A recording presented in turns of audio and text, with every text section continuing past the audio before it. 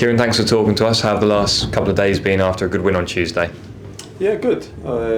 Important to recover well, of course, because it's been a pretty busy schedule for the last few weeks, and we don't have too much time now to get ready for a big long trip and a really important game. So recovery's been important, but everyone's come through the game well. The squad's looking healthy, and we're all looking forward to Saturday. Adding into that busy schedule, and you used the phrase there, a long trip. What does that do when you're a team? How do you prepare for that long journey, and get yourself psyched up for the game still on Saturday? Yeah, well, we've had a couple of them already. Of course, this is our second longest, so we're getting them out of the way early in the season, which can be good as well.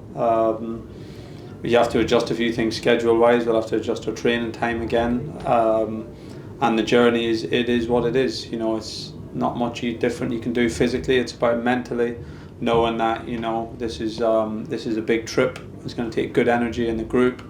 We have to enjoy the company of each other on the way up there. But most importantly, we have to be ready on 3 o'clock on Saturday. There's over 1,000 fans, I think, travelling up, and not travelling up in as comfortable a coach as we are. Yeah. So we need to be grateful for our blessings and make sure that we go out there on Saturday and we're ready to perform. And on that test, what are you expecting from the hosts on Saturday afternoon? Yeah, they're going to be fighting for every inch, no doubt about it. They've not, of course, had the best of starts in terms of points total, so they're going to be fighting and scrapping for whatever they can get in the game. So we have to be ready for that. I'm sure they're going to want to make it a really tough game for us, and we're going to have to stand up to that and impose our will on the game. And it's going to take a really good mental, physical, and tactical performance. When the team has to fight like that, what dangers does that offer to us going there on Saturday? How are they a threat in that situation? In a lot of different ways, really. You expect that they're going to, of course, try and make the game a game that we're not going to enjoy, and that's fair enough. They're not. I don't think there's too many teams who want to have a really open football match against us at the moment. So we need to adjust to what's coming and do our best to impose ourselves on the game. We know what they're going to look for and where they'll look to be strong, and we need to be ready for that. There's no hiding place from it. There's moments of the game where you're going to have to stand up physically, you're going to have to win your duels, win your challenges, you're going to have to defend balls in our box and stand up to be counted. So there's no hiding from it. We have to be ready for it and make sure we do it on Saturday. And you've said before, a balancing act between being aware of what they'll do but also wanting to impose your style on the match. Do you feel like this season the group's done that well? Yeah, as much as possible. Yeah.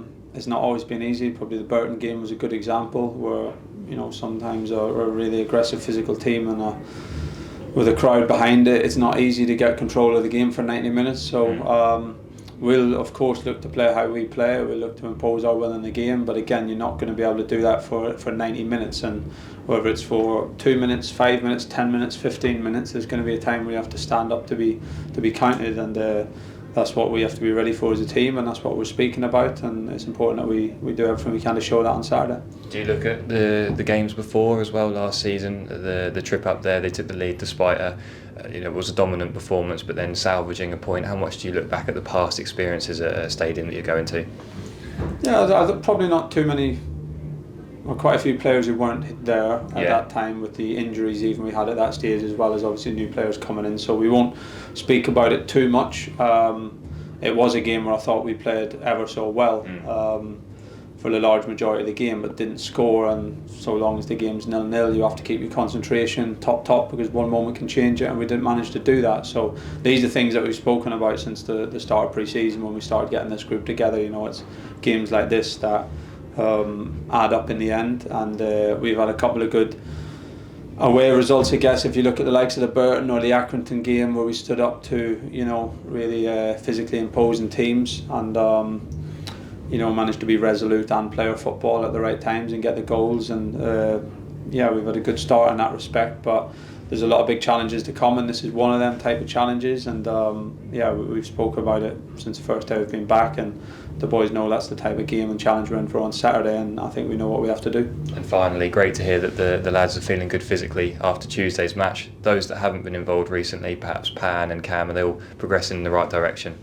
Yeah, progressing well. Panucci and Cameron are the two closest, obviously, so we hope that Panucci will be back training with the group fully next week. And Cameron's progressing really well. He's running, he's doing ball work, and obviously no physical contact yet, but hopefully that's not too far away as well.